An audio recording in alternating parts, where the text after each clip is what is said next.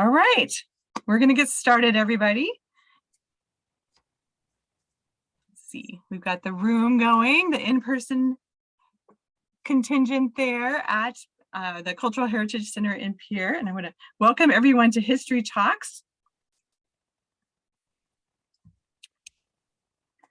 And I am Deidre Berzer. I am the director of the South Dakota Historical Society Press. We're one of the sponsors of this event, and the other sponsor is the South Dakota Historical Society Foundation. And we love doing these monthly talks, and this is actually really kind of a first for us. We're kicking off a series of talks about World War II that are related to the history conference that we will be hosting in April. On April 22nd and 23rd at the Pierre Ramkota, and it's also going to be live cast. So if you can't get to Pierre, you can watch it. And if you want information about that and registration, that's all available at history.sd.gov, and we will put that in the chat so you can look that up. It is my great pleasure to introduce you to our speaker tonight, Dr. Katherine Sharp Landdeck, author of The Women with Silver Wings. Here's my copy, and she's got it behind her, so when you see her on the screen, right? It is The Women with Silver Wings, the inspiring true story of the Women Airforce Service Pilots of World War II. She's a professor of history at Texas Women's University, which is the home of the archives for that organization, the Women Airforce Service Pilots, which are called WASP. But it doesn't have an S at the end. Right. And just a quick procedural note, please stay muted. And when we get to the end of Dr. Landdeck's presentation, then you can ask questions, but I'm going to have you type those in the chat, and then I will present those to her. And first, though, we will do the questions for our in-house guests at the Cultural Heritage Center. So we'll do that first, and then we'll move to those of you who are online. So jot your questions down while you're listening to Dr. Landdeck. And without further ado, here she is, and she's got a PowerPoint and an audio too. So all kinds of great things planned for us. Thank you so much for joining us. Thank you so much for the invitation. I'm happy to be here. And I grew up almost as a neighbor to you all. I was in Omaha. And so I feel neighborly with South Dakota for sure. I'm down in Texas now, but it's mainly because I'm got this job and I don't like scraping my windows. So, but I'm very happy to be here, and thank you so much for inviting me. I'm going to screen share here. Can you all see that? Okay. All right. Okay. Yes, thank you. Good. I'm going to make you all small so I don't see quite as much of you. Well, I appreciate being here. And again, what I want to do, I was saying earlier that I like to tell the story of the women and the story that's in the book a little bit. But it's a really big story. It's I cover, there were 1,830 of these women that went through training, and the book covers over 70 years of their story. I start in the 1920s and 30s and go all the way through 2016, 2017. So it's a really long story. So I like to kind of break things up and think about the big picture of these women. And I'll start just a little bit. Well, it's not gonna, there we go. So just a little bit of my story. So I met my first WASP in 1993. I was 23 years old. I had a shiny new bachelor's degree and knew a lot about World War II. My dad was kind of a history buff, and I loved airplanes. I was working at a flight school in Tulsa, and I went to this air show in Bartlesville, Oklahoma, all by myself. I couldn't get anybody to go with me. None of the pilots that I worked with, none of my friends wanted to go. And I decided I'd be brave and go to this air show by myself. And I walked up to meet the man in the middle of this picture. That's me there with the very large sunglasses and big grin on my face, because that's Curtis Pitts right there in the middle. If any of you are aviation buffs, he designed the Pitts Special, which is one of the greatest aerobatic planes ever designed. If you've been to air shows and you've seen the little planes that go wah, wah, wah, wah, in the sky, that's probably good chance it's a Pitts Special. So I walked up to meet him, and we chatted a while, and he turned to introduce the woman next to him, Carol Bailey Bosca, and said that she'd won the 1951 aerobatic championship in his airplane. And I was stunned. I'd never heard of women flying in the 50s. I knew all about Amelia Earhart and all of that, but had never realized that women were still flying. You know, this is 93. You don't see very many airline pilots today. Women are only 2% of all airline pilots today. So I was just really surprised and talked to them for a long time. And at the very end of the conversation, the moment after this photo was taken, I discovered that Carol had been a WASP in World War II. And my mind was completely blown away. I'd never heard of these women. I was so proud of my degree, and I just couldn't believe it. I was stunned. So she wrote down her name on a little index card for me and said, you know, if you want to learn more, write to me. So I drove home and thought, you know, this is it. I'm going to learn about these women. I'm going to write about these women, because it seemed wrong that their story, that I hadn't heard their story, and none of the guys back at the flight school had heard of it either. So I've spent, you know, since 1993, that moment, just moments after this picture was taken, learning about the women and interviewing them, doing oral histories and all of that. And the book was a long journey, obviously, from 93, and it came out in April of 20, just in time for the pandemic to shut all the bookstores down, all the airport bookstores. Hudson Books was going to have a big display in all the airports and train stations, and, you know, Target, everybody was going to have my book. And of course, all the stores closed. So I had a lot of time to reflect, you know, on what was important. And I, you know, what had I spent the last 25 years learning from these women, almost 30 years, right? What had I really learned from them? What was their story? And it was really a story of perseverance. It was a story of going after things, and even when they're hard, and when they lost or didn't get what they wanted, or things didn't go their way, they picked themselves up and moved forward. And I just thought that was really important to share their story. So that's how I've shaped this talk, is kind of this story of the WASP, but through this lessons of perseverance. So I want to make sure we're all on the same page first, and just get you a little history of these women. You know, the Women Air Force Service Pilots, they were all volunteers. Of course, every woman veteran you ever meet was a volunteer. Of course, all the men who've served since 1975 are volunteers too. But they served from 42 to 1944. 25,000 women applied to this program. Now, this is something that Jackie Cochran, I'll talk about in a minute, who was the leader of the program, I thought she made it up. She exaggerated some things, parts of her story. And I thought, well, surely she just made that up. But I've seen the letters, I've seen the applications, you know, and this is the golden age of aviation. Everybody wanted to fly. And so this was a real number. All these women wanted to apply. Only 1,830 were selected for training. 1,102 women finally won those silver wings and were able to fly and serve their country. These women flew 77 different types of aircraft, flew 60 million miles, and did all sorts of jobs that we'll talk about as we move forward. And I think it's really important to remember that 38 women were killed flying for their country. And I think that's a part of the story that I think sometimes gets forgotten, that these were military planes.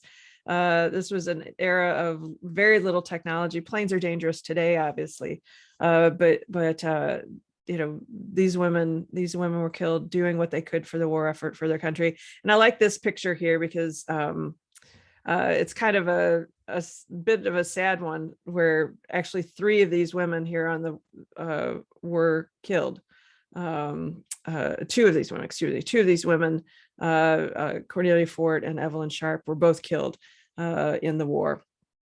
So it's important to put faces to those stories, I think. So there's the basics for you, just so we all are on the same page. Well, these are the first stories that I want to tell, I guess.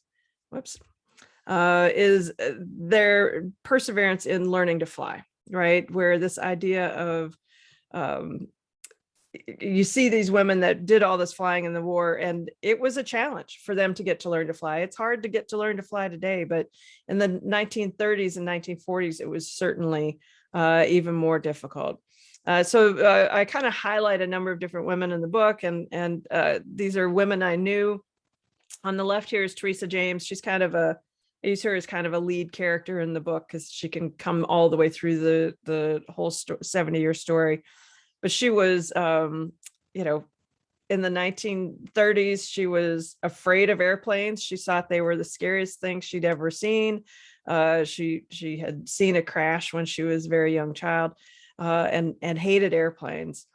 And then she met a boy, and he was very cute, and he loved airplanes.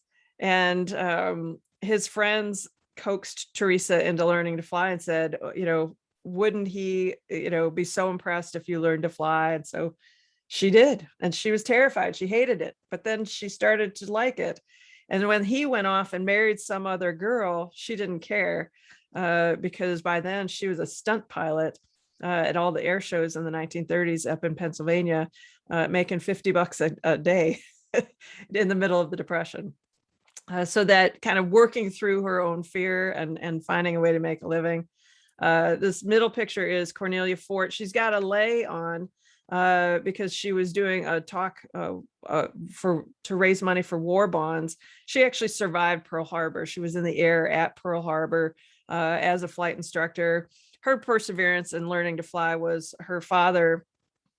They were kind of a well-to-do Nashville family, and her father forbade his sons from learning to fly and joining the war as pilots. He forgot to forbid his daughter. So she went and learned to fly and then ended up serving in the war.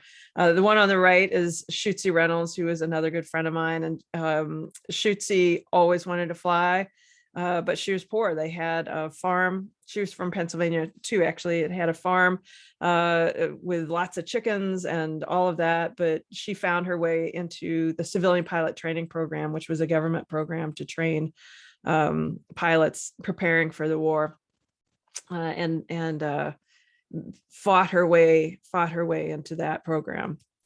And then this is Vi Cowden. Vi was a good friend of mine. She was the funniest, sweetest person you've ever known. And Vi was from here in South Dakota, and I'm not sure if it's Bodle or Bowdle, and forgive me and don't laugh at me too much, but it's up in Edmonds County. They had a small family farm up near there, and she was a school teacher. But when she was growing up, she would look out at the open sky and see the birds flying, and just so desperately wanted to be up in the air with the birds. And then once she started teaching and had this job of first graders, and I look at this picture, and this is so many first graders. That's so many little kids there with Vi there on the left. But she started taking flying lessons there in Spearfish, and she loved it so much. She used to say that the kids used to tell her they could tell when she was flying, because she was always in such a good mood when she'd come back to the classroom. So she worked hard to fly, and I'm gonna try to play a little audio for you. So Vi had an oral history done. I did a lot of oral histories with Vi over the years, but mine were all on audio tapes. But she was interviewed by the National Archives and they've made her interviews available. So I'm going to let you tell the story of how she fought to get in and what her obstacle is. So we're going to see if we can make this work. Can you see that new screen?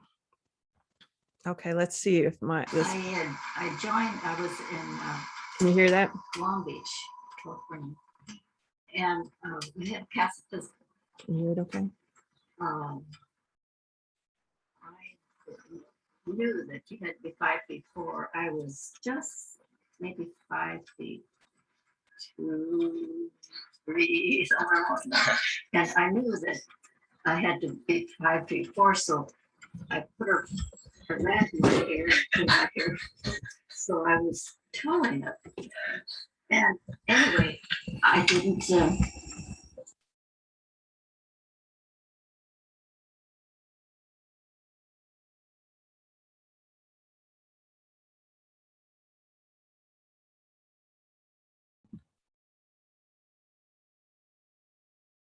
Kate, we lost the sound, but we heard lots of it.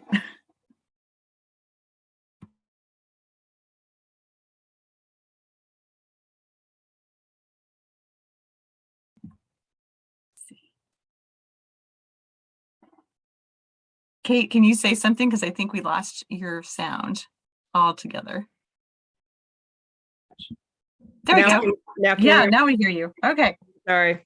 Oh, that's all right. Were you hearing Vi okay? Mm-hmm. And then it just stopped. Okay. I think okay. Well, let me try that again if you don't mind. I was in Long Beach. It's just 2 minutes. And we had pacifist. I knew that you had to be 5 feet 4. I was just maybe 5 feet 2, 3, somewhere along there. And I knew that I had to be 5 feet 4, so I put a rat in my hair and pulled my hair. So I was towing it. Anyway, I didn't pass my physical because I didn't weigh enough. Well, being a determined person that I am, German descent, I said, give me a week and I will weigh. was supposed to weigh 100 pounds and I weighed 92. So that was 8 pounds I had to gain a week. And my sister, I was staying with my sister and she was such a good cook. She would give me all the fattening foods and water milks and everything. And on the day that I was supposed to go, I still didn't weigh quite enough. I was a couple of pounds under. So I had heard that if you drink water and eat bananas and get water and eat bananas while you gain the weight. I gained the weight. And I went down to Long Beach to the to see whether or not I passed my physical. So anyway, when I got on the scale, the doctor looked at me and he said, how did you do it? And I said, look, I just visualize this. Little skinny arms, little skinny legs, and a big tummy. And he said, that's the funniest thing he said I've ever seen. Do you mind if I call in another doctor? And I said, no, I don't mind a bit. But first, you sign here that I passed my physical. And that other doctor came in and they both stood there and laughed. And you know, I didn't care at all because I knew I had passed my physical. Could you hear that okay? Good. Now I will say she Vi says in that story that she, had to be 5'4" and that she was, 5'3", and I knew Vi Cowden. There's no way she was 5'3". She was maybe 5 foot, maybe 5'1". You can see this is her on the right, and she's obviously very small. Now her friend next to her is about 5'8", but she was a very petite woman, but very determined to do that. And there are stories of other WASP who didn't weigh enough and were too short, and they would do the same. They would rat their hair, and one of them put bird shot into the and then put a little wig over her hair, so she gained the weight and the height by doing that. So they were very determined, some of these women. to fly, but very perseverant.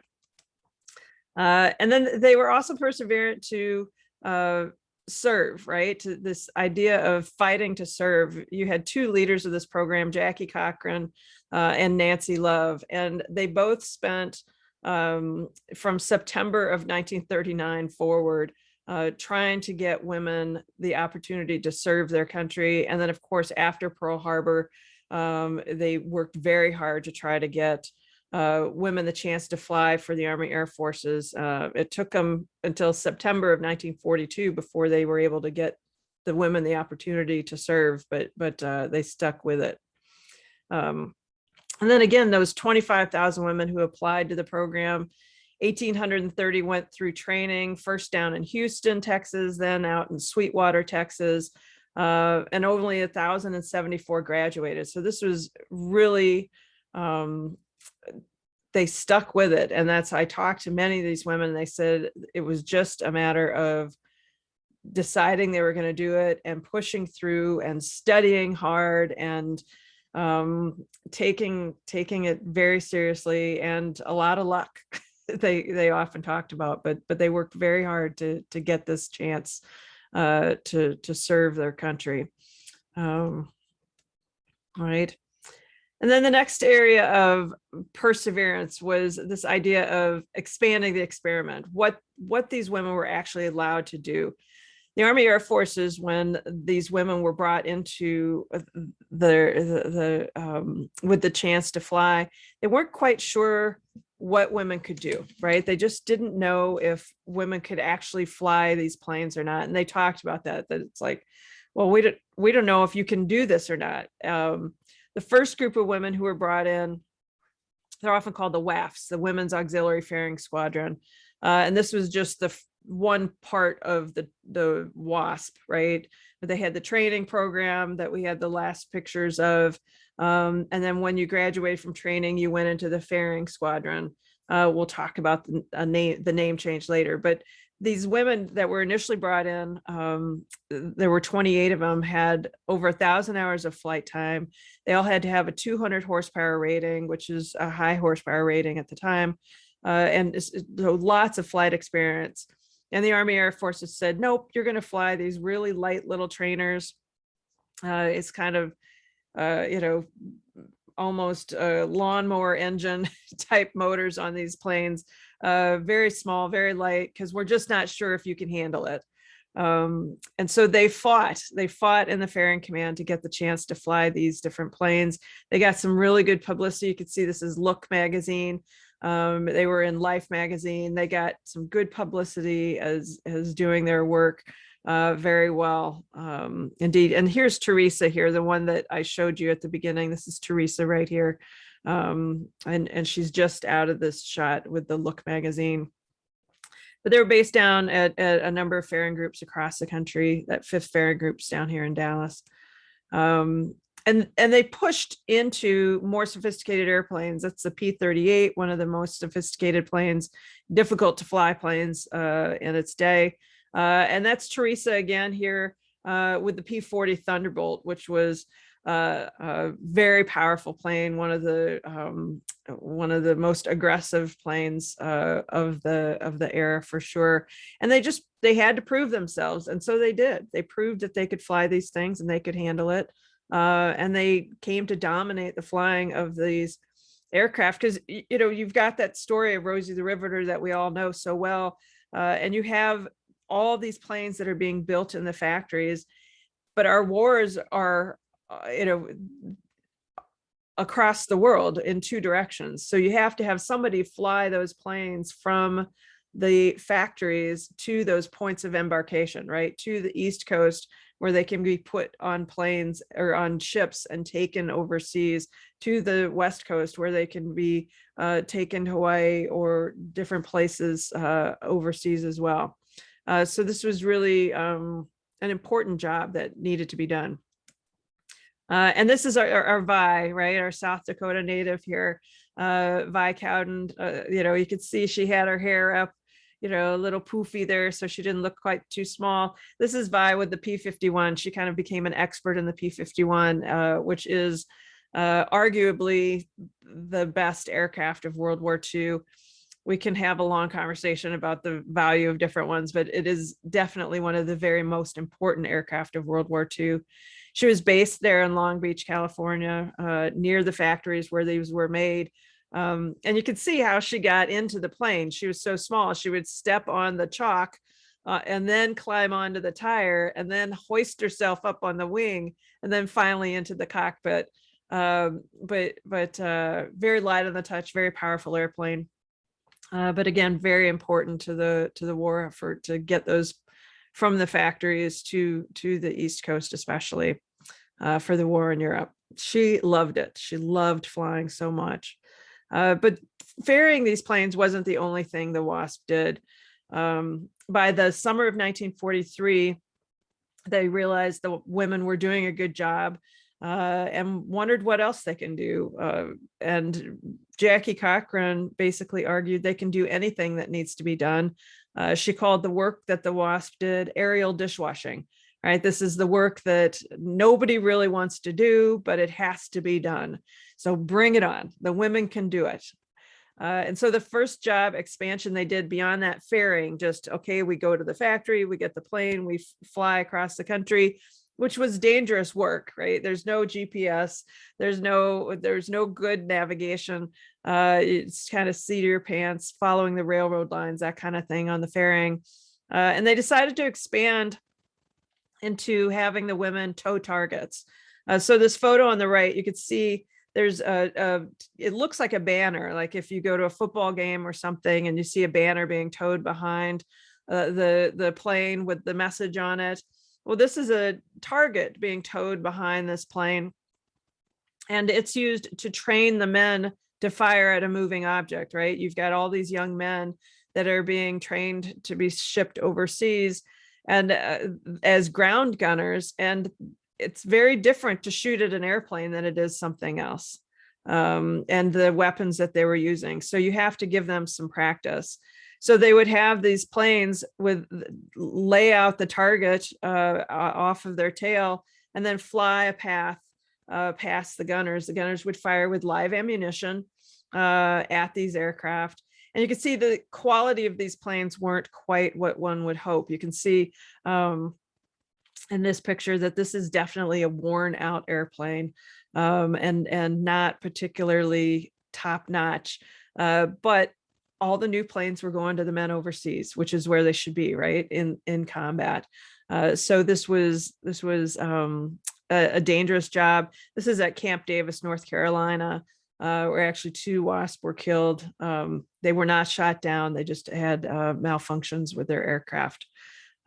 This is Dora Dougherty. She is actually one of the leads in my book and goes from, schoolgirl in Chicago through flying these planes, and we'll see her again in just a minute. They also wanted to see if women could do bigger flying, right? This is all kind of an experiment. They called this an experiment, and all the paperwork, that you go back and look at, it's like this is an experiment to see what women could do. Let's test and see what they can do.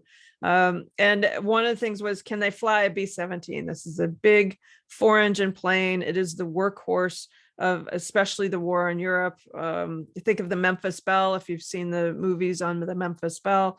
The B-17 was really incredibly important in the war. And you have to train men in the B-17 as well. And you've got to train them. I show this picture because it's one of the most famous, maybe you've seen it on t-shirts or posters. But what they did is they trained women to fly these planes, and they trained to fly them as first pilots, where it's a crew of 2 in the cockpit, and they're both women. And that was significant. This is a very heavy plane. You could see this plane is named Pistol Packin' Mamas, which was a popular song at the time, but very, very popular image there. So what they would do is, again, they would tow targets. And so you can see this B-17 and its partner there has a target behind it, because there are 10 positions in the B-17. Several of them are gunner positions, and you've got to train the men how to shoot a gun, fire a weapon accurately from a moving target against a moving target. And that's very different than duck hunting, right? This is a very different experience. And so these young men would be put in the back of the plane. They would each get 2 shots, right? 2 turns to fire at a target, and then they'd be shipped overseas. But this is something that the women could do. They could fly these planes, they could tow these targets and help train these men. And then they're releasing B-17 pilots to go fly in the war in Europe, right? This is a part of the job of these women, is to release men, pilots, to go and do other things, particularly fly in combat. So this was an important job that they had the women do. And I like showing this picture because not a lot of people know about this. During World War II, the United States was experimenting with remote controlled aircraft. This is a PQ-8, which is a precursor of, there's actually a drone aircraft flying out in the sea off of Ukraine, monitoring the situation out there. And this is the direct lineage. And the women would operate these aircraft and helped with the experiment to see what they could do. So the women are doing everything in this domestic flying. This is one as well. This is Dora, the one that was there towing targets in Camp Davis. This is Dora Dougherty. This is Dee Dee Moorman. And this is Paul Tibbetts. If you know your World War II history, Paul Tibbetts was the pilot that flew the Enola Gay, which dropped the first bomb on the city of Hiroshima, Japan. And this is a B-29 that they're standing in front of. This is a new airplane. It is huge. It is incredibly sophisticated. It is pressurized, high altitude, high bomb load aircraft that was designed by Boeing actually in the early years of the war. And there were some real problems with it. The cowling, which is the piece around the engine, was too tight. There wasn't enough airflow. They had some materials that, new materials that they made the engine out of, that when they got too hot, they caught on fire. And so you have several very good Boeing test pilots that were killed in crashes.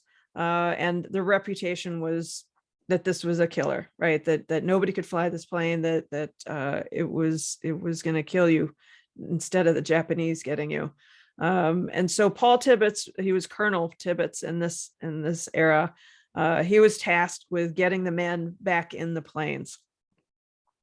And he had heard that this had been done on the B-25, which it had with 2 Wasp, was to get what I had the great fortune to know Paul Tibbetts, and he loved to tell this story. And he would say, I decided to get a couple of girls and teach them how to fly this thing and shame these guys and show them, he said, these male pilots were so sexist that they thought they were the greatest things. You wouldn't believe it. He said, so I got a couple of these little girls and taught them how to fly it.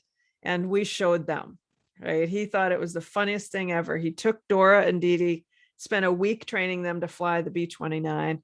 Then they went to air bases across the United States, demonstrating the plane, and showed the men that if you fly it carefully and precisely, it's a great airplane. And some men were not happy with it, but others,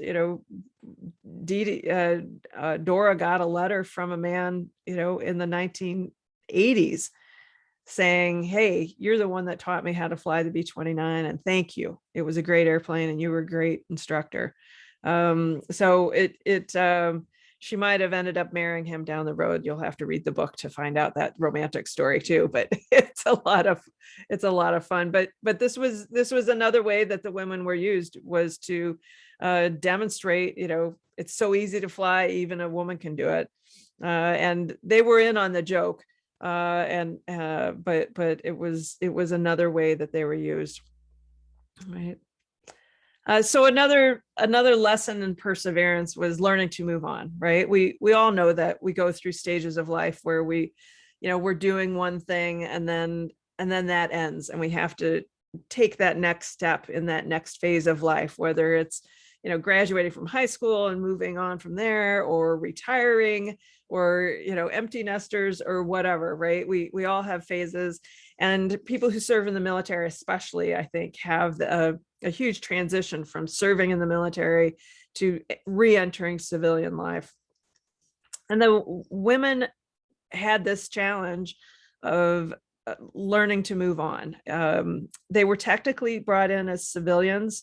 The idea was that they would be brought into the U.S. Army Air Forces as civilians, serve 90 days kind of as a probationary period, and then be brought in officially as second lieutenants. The Army Air Forces did this with men pilots as well, right? And then they were brought in as service pilots, which is partly why the WASP have this name, right? When they expanded the job beyond just ferrying, they became women service pilots, right? Because they were men service pilots who did these same kinds of jobs. And then the story goes that General Arnold liked good acronyms, so they stuck the Air Force in there. So they were the Women Airforce Service Pilots, or WASP. But the effort was made to make them officially part of the military. It's time. They've done a good job. They don't get all the insurance they need. If they get killed, their family doesn't get a gold star in the window or a flag on the coffin or insurance, unless the woman has bought civil service insurance. And so the effort was made to bring them in. There was a huge movement, pushback against them from a group of male pilots who didn't want to be shipped overseas. They called them Glamour Girls, right? You can see from this image, they're clearly very glamorous in their winter suits, and accused Jackie Cochran, pictured here, of batting her eyes at the generals to get whatever she wanted. Really, really rude, rude things. And the WASP lost, and their bill came before Congress in June of 1944, just after we had invaded Normandy, when people were feeling optimistic about the war ending before Christmas. And finally, in the early fall of 1944, the decision was made to disband the women, to send them home, despite the fact that the war wasn't over. And so the decision was made in that December 20th, 1944, which of course we know now was right in the middle of the Battle of the Bulge. When the decision was made, they didn't know it would be, but that they had to go home. They were done flying for the Army Air Forces. This here is Teresa James, who we met at the beginning. This is Nancy Love, who ran the whole thing. This is Helen Ritchie, who was pretty much a world famous air show pilot and had flown with the Air Transport Auxiliary in England before she came and became a WASP. And you can see none of them are happy because they were flying and serving their country, and they were told, the guys got it now, right? You're replacing men instead of releasing men, and that's not acceptable. It's along the same lines as when the women lost their jobs in the factory and weren't able to regain them because the men took those jobs. It's very similar, and just a little earlier in the game, right? And so they had to move on, right? They were no longer pilots for the Army Air Forces.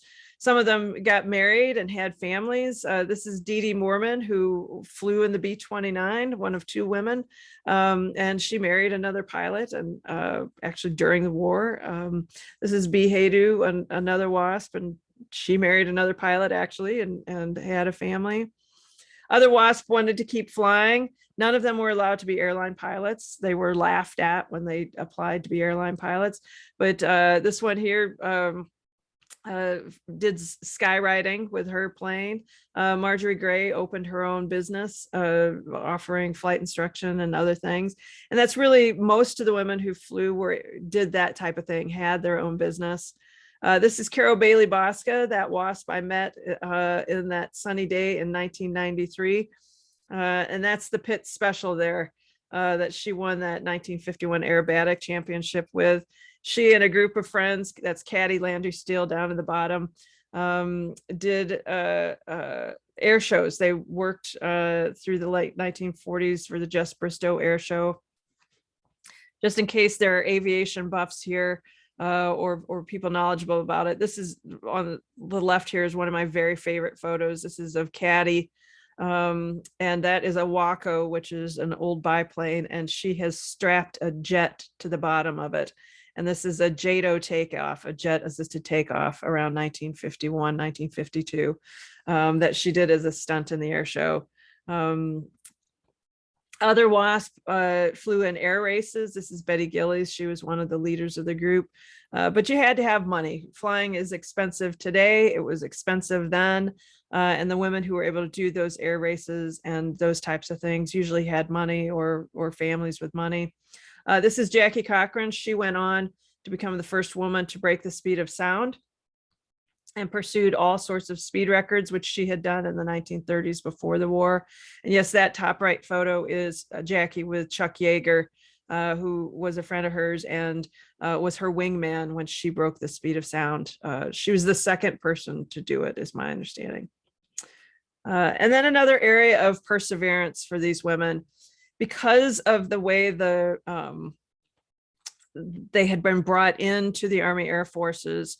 When the war was over, they were not considered veterans. They did not get the GI Bill.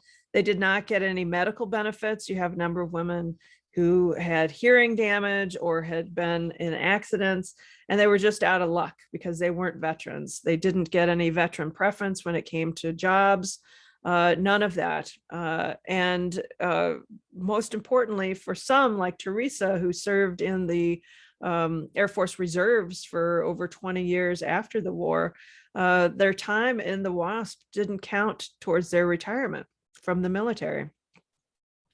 So in the 1960s, they started pursuing recognition as veterans. And then in the early 1970s, when the Air Force and the Army and the Navy all decided that for the first time ever, they would let women fly military aircraft, it really made the WASP mad. they were just livid. They couldn't believe it, that they'd been forgotten, that all the work that they'd done during the war and the 38 women who'd lost their lives had just been forgotten. And so they fought, they organized. It was purely grassroots effort, and they gained allies. This is General Arnold's son, who had helped them. But this man here, if some of you recognize him, that's Barry Goldwater, right? The father of modern conservatism, one of two senators who voted against the Equal Rights Amendment in 1972. And he was the WASP's staunchest ally. He fought for them to get this recognition harder than anybody else. And it's like, doesn't make any sense until you realize that Barry Goldwater was a ferry pilot in World War II and flew with these women and declared, if I'm a veteran, they're a veteran, and was really determined to get them their recognition. So they fought hard, and they finally got it in 1977. They were recognized as veterans of World War II.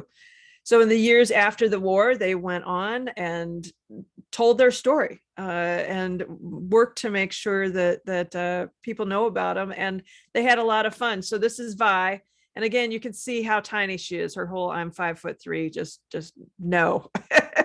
But this is up at Oshkosh, Wisconsin. If you guys ever go to the air show over there, every late July over in Oshkosh, Wisconsin, the EAA, Experimental Aircraft Association, the WASP used to go, and that's where I did a lot of my oral histories. I've got airplanes in the background of all my tapes. Not good oral history pedagogy, but it worked. And then this is Vi. She ended up being the president of the WASP's post-war organization. And when in Washington, D.C., the Women in Military Service to America Memorial and Museum was opened, which is right there at Arlington National Cemetery, if you get a chance to go. But Vi was there representing the WASP as president and cut the ribbon to open that. Right. And then a big recognition finally, right? They had to fight to be recognized as veterans. And then finally in 2009, with this ceremony in 2010, the WASP were awarded the Congressional Gold Medal, recognizing their service in World War II. This woman right back here, kind of looking off, was Dawn Seymour. She's pictured in that B-17 picture that I've showed you earlier.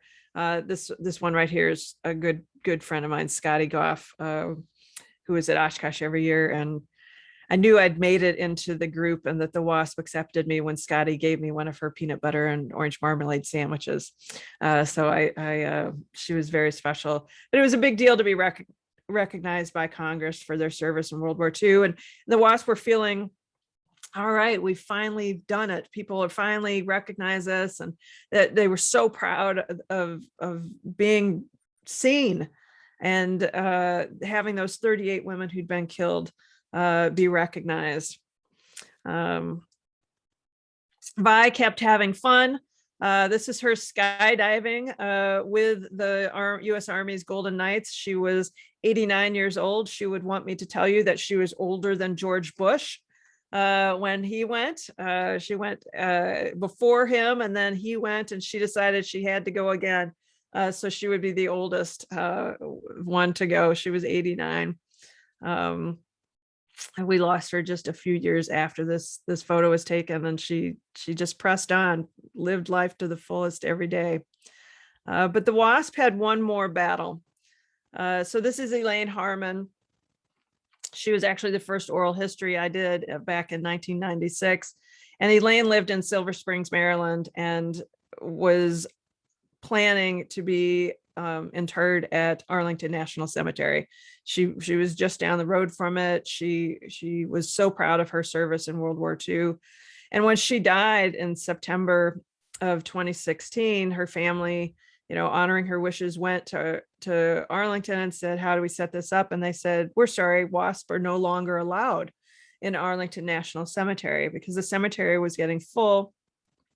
And the way the bill had been written in the 1970s to let the WASP in, to recognize the WASP as veterans, it said, for the purposes of the Veterans Administration, they are veterans.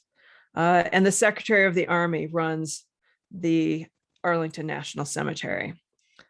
So they picked on the wrong family. Elaine had one granddaughter who was a publicist and another one who was a lawyer, which is quite a mix. I was honored to work with them to help get the WASP back into Arlington National Cemetery. We worked with Congress to write a bill that said that the WASP could be buried or interred at Arlington National Cemetery. And so we had that final service there at Arlington, and sang Off We Go Into the Wild Blue Yonder at her funeral service, which was very powerful. And then the last point about the WASP, the last effort that they made of example of perseverance, was they didn't want to be forgotten again. And so in the 1990s, they decided to officially put their archives at Texas Women's University, where I am fortunate enough to work. That's the library where their archives are. And they want to be remembered. And really, I would say that this last piece is a charge to us to help these women never be forgotten again. And so I'm counting on you to help me. And I thank you very much for having me and for letting me tell you a little bit of their story. And that's it. Thank you very much. Oh, thanks so much, Kate. That was fantastic. If you have questions, put them in the chat, and we're going to start with the in-person, and maybe I'll stop sharing my screen, maybe. Sharing, maybe, yeah. We'll do that. Yeah. And then Cody's got the mute off. Anyone have questions in the room? No? I think we can go straight to the chat if we have it. Okay, we've got, did they only accept single women to be trained? That's an excellent question. That is a really great question, and the answer is no. So they had married women, they had women with children, which was a really big deal. They had to be between the age, by the end of the program, between 18 and a half and 35. But you have a number of women who had children, and that actually was one of the complicating factors about them becoming a part of the military. There was an effort for a time to bring them into the Women's Army Corps, and they realized the Women's Army Corps wouldn't, or the WAC wouldn't allow women with children under 14, and they would have lost a lot of the women pilots. So yeah, they let them serve. Yeah. Good question. Also, Val wants to know if there are any women of color allowed. Yeah, I think that's an excellent question as well. I had a picture up of Hazel Anyang Lee. She was a Chinese American woman from the Portland area. And there was one other Chinese American woman. Remember, we were allied with China. And Maggie G was from the San Francisco area. And then there was a Native American woman, Ola Rexroth, and she was actually from South Dakota as well. I'm just remembering that Ola was from South Dakota as well. I'm so sorry. Should have had more pictures of Ola in there. They called her Sexy Rexy. She was very fun. She was very, very fun. But that is about it. They did not let Black women pilots into the program. And that's kind of been a project I've been pursuing, is finding the women who applied, because I have found the names of at least 6 Black women who applied and have determined that they were all qualified other than their race.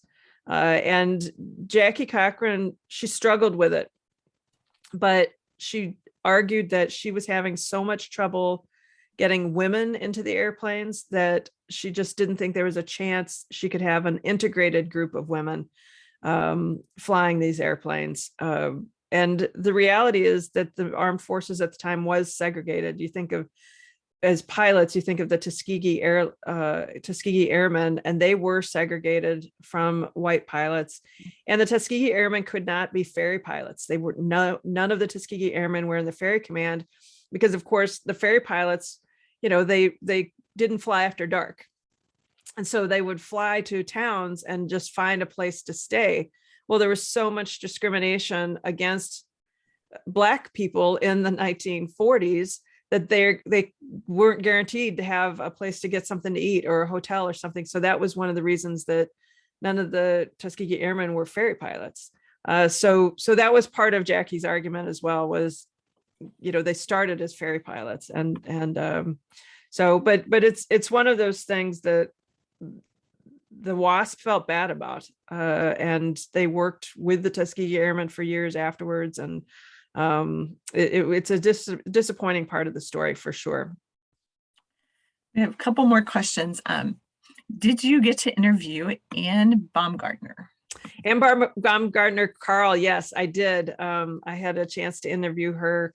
Of course, she was the only one of the women who got to fly the jet. She was based at Wright-Patterson Air Force Base, or Army Air Force Base, I guess, at the time. And they were experimenting with the first American jets, and Anne got to fly it. So yeah, I was very fortunate to get to meet her. Very sweet, very, very humble, very quiet, very sweet woman for sure. So kind of related questions. How many of the female pilots are still alive today? And did any of the women who flew those training targets get hit? Yeah, good questions. I think we've got about 20 to 25 of the women left, that they're all in their late 90s. I've got a good friend actually that if you do get the book, which is nice, but you don't have to, but there's a picture on the inside cover And I know Deidre, you've got the book, but the picture on the inside of the cover of the woman standing, the full picture, that's Mickey Bright, and she's a good friend of mine. She's still alive. She's up in Salt Lake City, and I still talk to her regularly and doing well. And there are a few others that are doing very well. But you hit that age and it's so hard to, it breaks my heart. I used to give talks with them, there'd be 10 or 12 of them on the stage, and now it's very lonely. But I'm so fortunate to have gotten to know them, and just consider myself so incredibly lucky.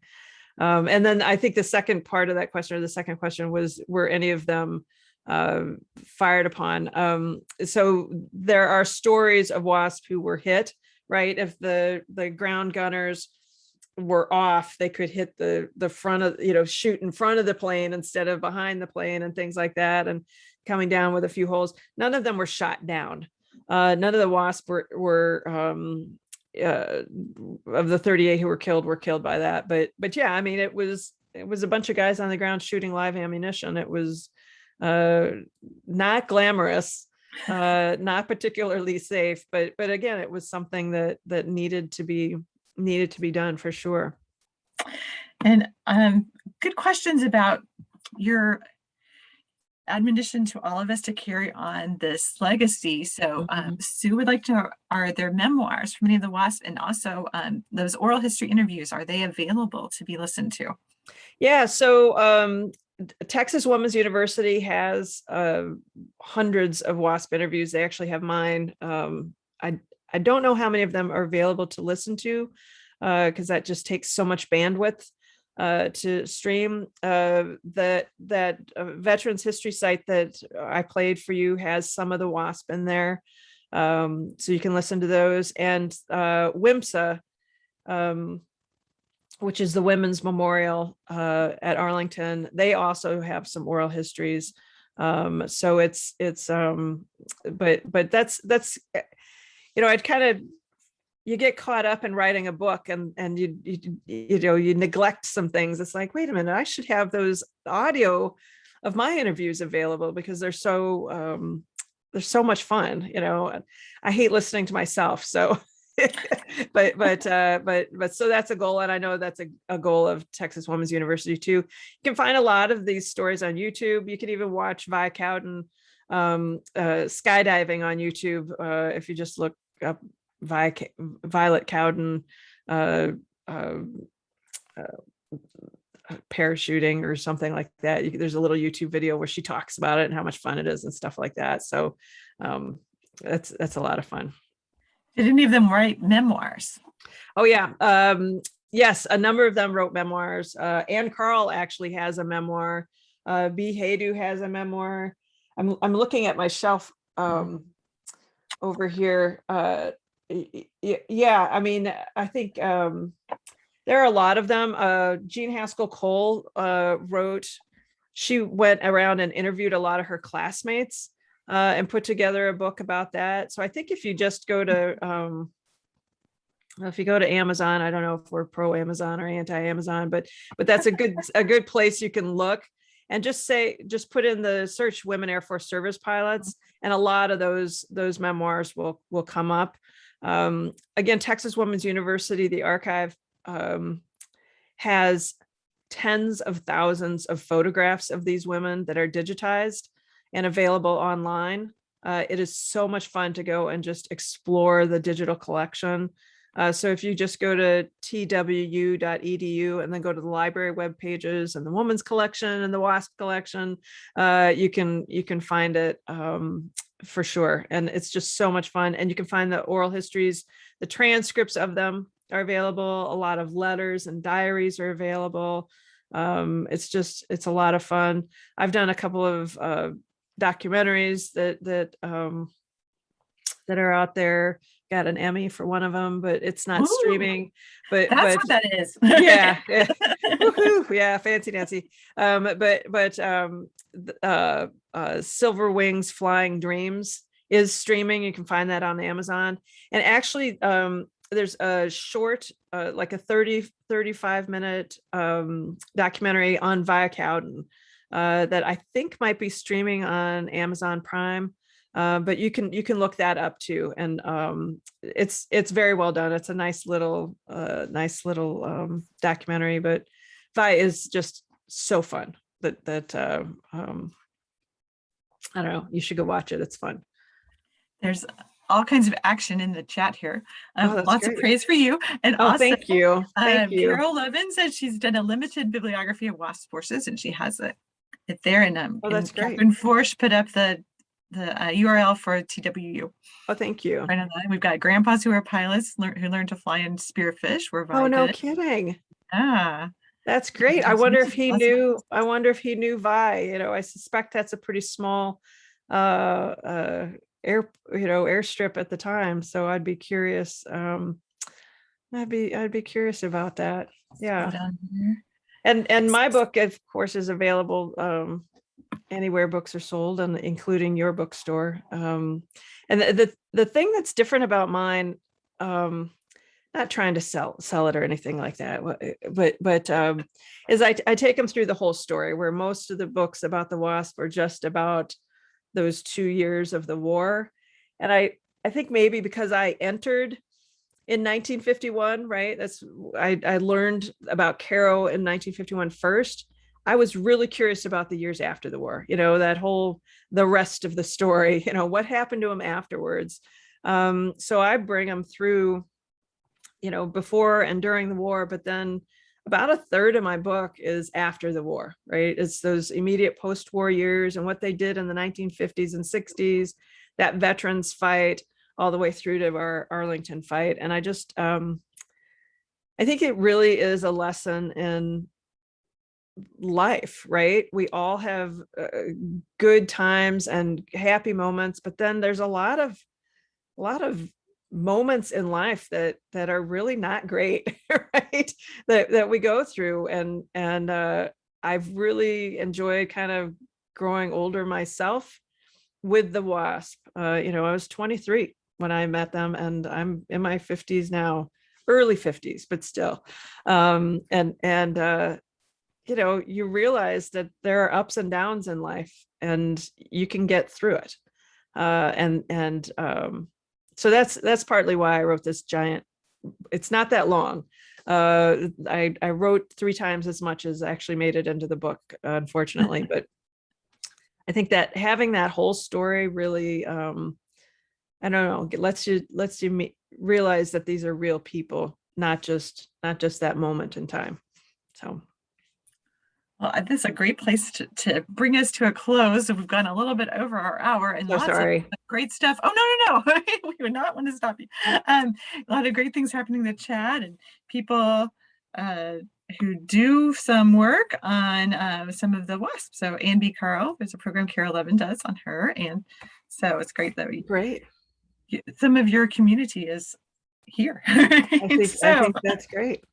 So thank you so much, Kate. We have had a great time learning about the WASP, and everyone, please join us for our April History Talks, which will be on April 7th at 7 p.m. And I think Lauren is on with Lauren Harris, who will be speaking about the Japanese American soldiers. Great. Of the 100th and the 442nd Infantry Unit in World War II. And this is part of the research she did for a number of different projects, but including her forthcoming book that we are publishing at SDHS Press called A Place for Harvest, the story of Kenny Higashi. And she'll be talking about, this is kind of a prelude to a presentation she'll do at our history conference that I was mentioning at the beginning, which is on April 22nd and 23rd. So thank you everyone for joining us, and pick up Kate's book. I've been reading it and it's a lot of fun, and just keep coming, and we love to have you here. And I also should say, if you get on history.sd.gov to look up information about our conference, you can also find information on how to become a member of the State Historical Society, and we would love to have you join us as a member. Thanks everyone. Thank you. Thanks for having me. Our pleasure. Good night. Good night.